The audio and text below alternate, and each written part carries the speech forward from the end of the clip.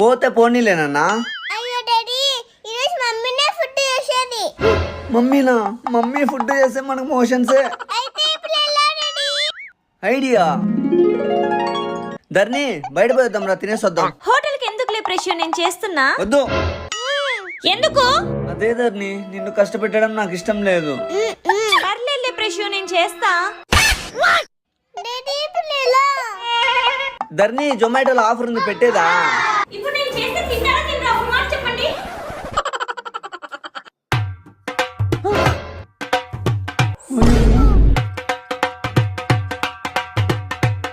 Daddy అమ్మమ్మ నన్ను చంపేస్తుందేమో. మీ అమ్మమ్మ వల్లే ఇదంతా. ఉప్మా రెడీ. నేను చావక రెడీ.